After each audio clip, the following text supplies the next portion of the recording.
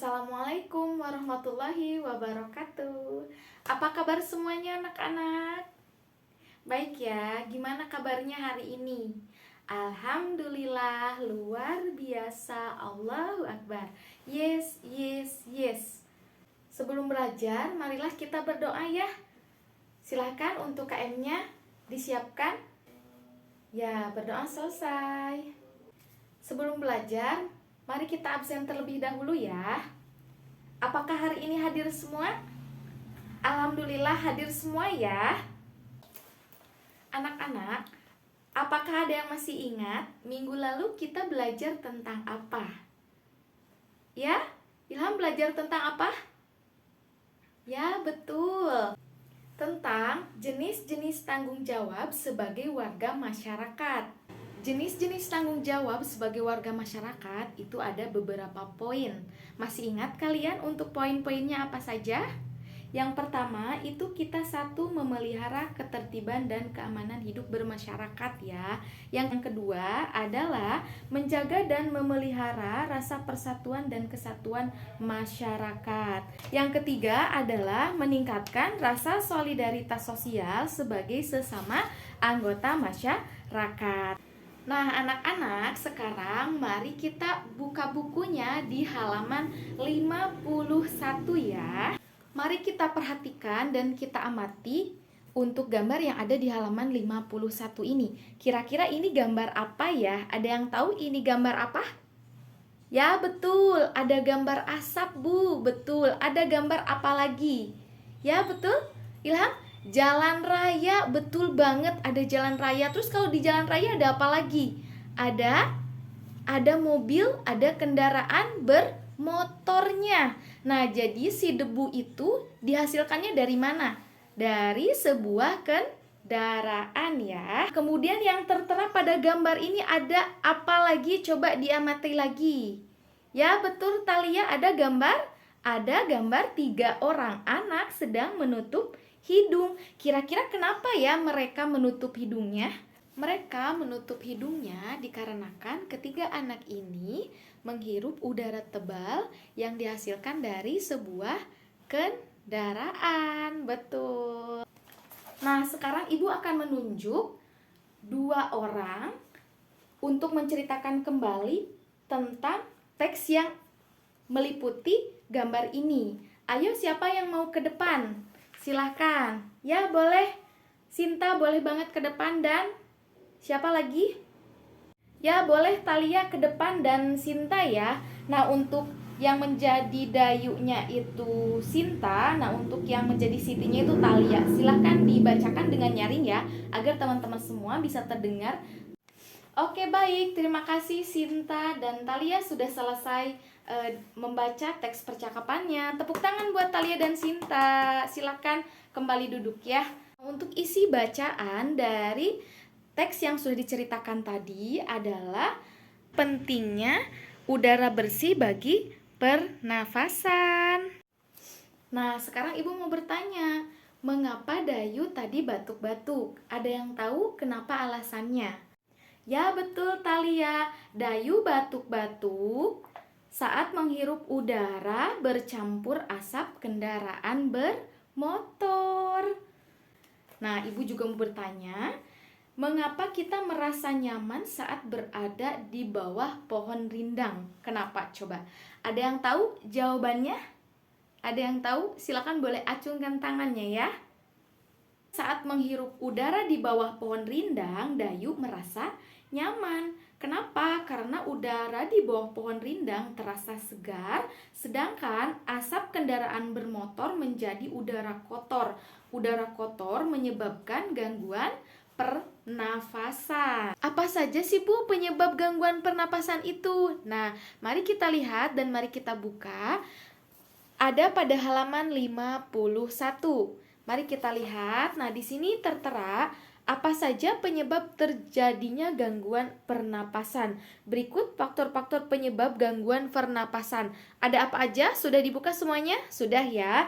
Nah, yang pertama ada faktor fisik. Yang kedua ada faktor penyakit. Dan yang ketiga ada faktor lingkungan.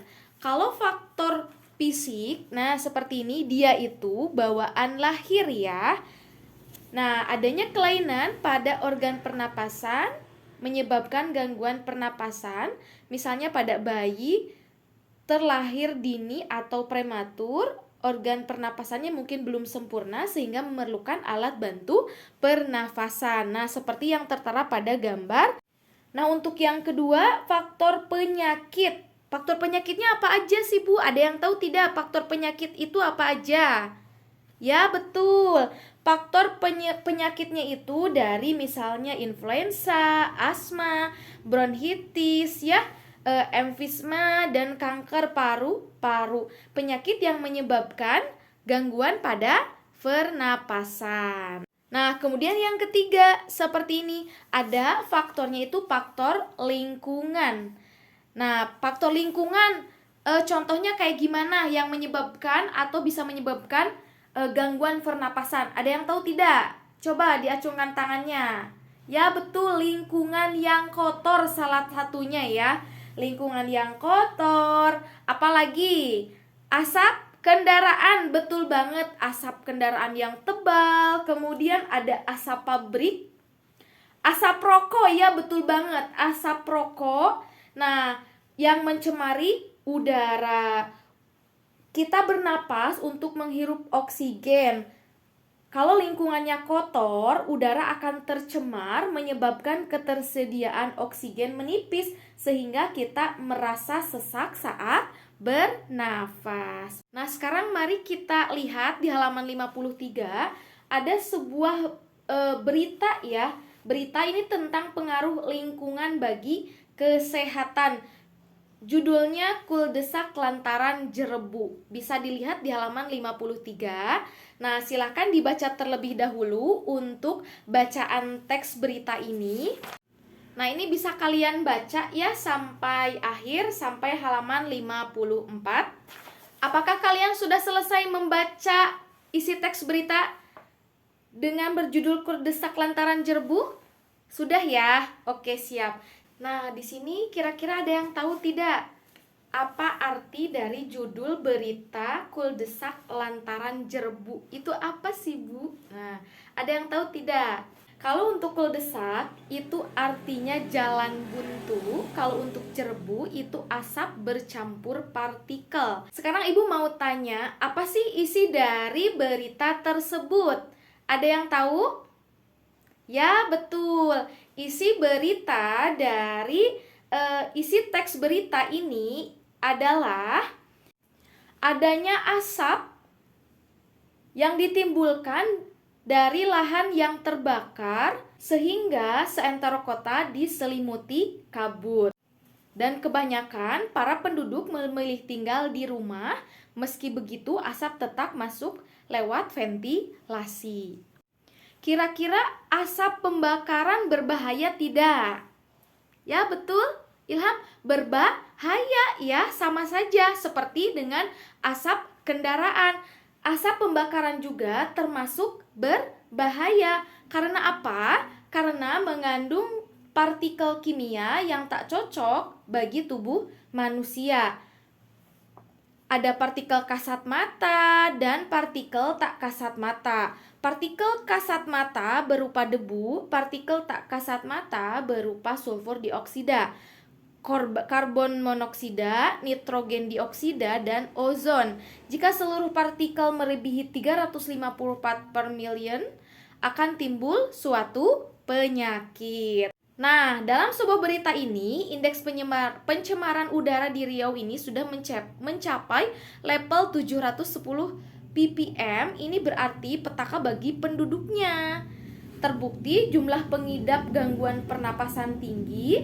Dinas Kesehatan mencatat ada 26.000 lebih pengidap inspeksi saluran pernapasan akut atau ISPA, 3.000 lebih penderita iritasi mata dan kulit, 1.200 penderita asma, serta 500 pengidap pneumonia.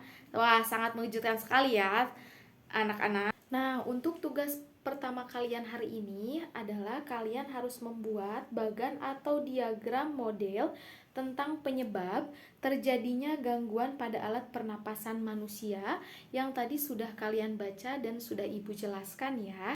Nah, setelah itu nanti hasilnya kalian ceritakan bagan atau diagram model tersebut di depan kelas. Nah, untuk tugas yang kedua, kalian tadi sudah membacakan bacaan teks tentang berita, kemudian untuk tugasnya, buatlah pertanyaan dengan kata tanya apa, siapa, di mana, bagaimana, dan mengapa dari bacaan berita teks kuldesak lantaran jerbu tadi. Kemudian nanti tuliskan jawaban dari pertanyaan tersebut, tulislah dalam bentuk tabel seperti contoh berikut yang ada di halaman 54. Meliputi kata tanyanya apa, kemudian pertanyaannya, satu, apa penyebab asap di Riau? Nah, itu salah satu contohnya dan jawabannya apa. Kemudian kata tanya siapa, meliputinya, dan ada juga kata di mana, bagaimana, dan mengapa. Silahkan dikerjakan. Sudah jelas semuanya? Jelas ya? Apakah sudah selesai anak-anak mengerjakannya? Kalau sudah selesai, mari kita bahas ya tentang bagan diagram, tentang penyebab terjadinya gangguan pernapasan pada alat manusia. Nah, jadi penyebab terjadinya gangguan pada alat pernapasan itu apa saja? Ayo, siapa ada yang tahu? Boleh acungkan tangannya. Nah, betul. Untuk faktor penyebab terjadinya gangguan pernapasan, yang pertama itu adalah faktor fisik. Karena adanya apa? Ada kelainan pada organ pernapasan yang dapat menyebabkan gangguan pernapasan, misalnya pada bayi yang terlahir dini atau prematur. Nah, untuk yang kedua adalah faktor penyakit yang menyebabkan gangguan pada pernapasan, misalnya seperti influenza, asma, ya, serta bronkitis dan kanker paru-paru. Dan yang ketiga apa? Faktor penyebabnya itu adalah faktor lingkungan yang dihasilkan dari apa aja? Ya betul, lingkungan yang kotor, asap kendaraan, kemudian asap rokok, kemudian apa lagi?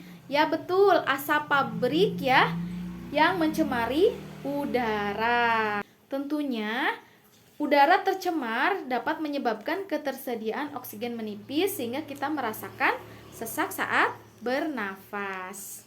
Nah, sekarang silahkan ke depan untuk membacakan hasil tugas yang sudah dikerjakan ya. Dibaca dengan keras ya agar teman-teman yang lain bisa mendengarkan. Silahkan maju ke depan. Oke, sudah betul. Tepuk tangan untuk temannya. Silahkan duduk kembali ya. Terima kasih.